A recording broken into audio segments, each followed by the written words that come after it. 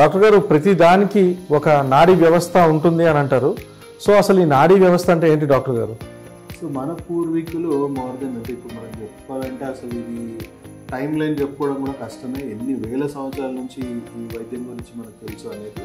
కానీ మనం ఉన్న కాస్త మనకున్న ఏవైతే పుస్తకాలు లేకపోతే శిలాశాసనాలు ద్వారా మనం తెలుసుకోవాలనుకుంటే, లిటరేచర్ ద్వారా తెలుసుకోవాలనుకుంటే, ఫస్ట్ దీనికి ఆద్యం పోసింది అగస్త్య మహర్షి. అగస్త్య మహర్షి 108 శరీరం మీద 108 మర్మాలు ఉన్నాయి.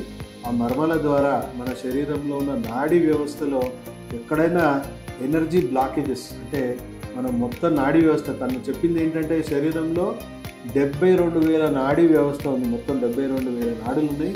శరీరం మీద 108 మర్మస్థానాలు ఉన్నాయి. ఆ మర్మస్థానాల ద్వారా మనం ఆ బ్లాకేజెస్ ఒకవేళ ఏర్పడ్డా అంటే ఏ అనారోగ్యం రావాలన్నా రక్త ప్రసరణ వ్యవస్థ లోపించడం వల్లనో, ఆ రక్తం ద్వారా ఆక్సిజన్ సప్లై అవ్వకపోవడము, ఆ రక్తం ద్వారా పోషక విలువలు అందక అక్కడ డీజనరేట్ అయిపోవడము, అవయవం పనితీరు ఎఫెక్ట్ అవ్వడము.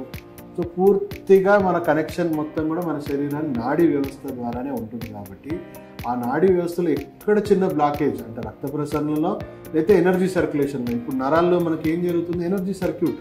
సో ఎనర్జీ సర్క్యులేషన్ అనేది జరుగుతూనే ఉంటుంది. సో ఎక్కడ అంతరాయం కలిగినా మనకు ఆ ఫలానా అనారోగ్యం అనేది ఏర్పడుతుందని అప్పుడే వాళ్ళు గ్రహించారు. సో 108 మర్మాల గురించి ఆయన అప్పటి కాలంలోనే చెప్పడం జరిగింది. ఆయన సిద్ధ ఋషుల ద్వారా ఇది ప్రపంచవ్యాప్తంగా దీన్ని వ్యాప్తి చేసే పని ఎప్పుడో జరిగింది. సో ఆ సిద్ధ ఋషులు వాళ్ళు వేరే వేరే కంట్రీస్ తిరిగినట్టు మనకు అగస్త్య సంహితలో రాస్తున్నాయి. అండ్ వాళ్ళు అక్కడ వెళ్ళి ఖాళీ చేతులతో రాలేదు, వాళ్ళకి నేర్పించడం జరిగింది. తర్వాత అక్కడ ఉన్న ఔషధ మొక్కలు, విశిష్టమైన ఔషధ మొక్కలు అన్నీ కూడా తీసుకురావడం జరిగింది. అందుకనే భారతదేశంలో ఉన్న ఔషధ మొక్కలు ప్రపంచవ్యాప్తంగా ఎక్కడ లేదు.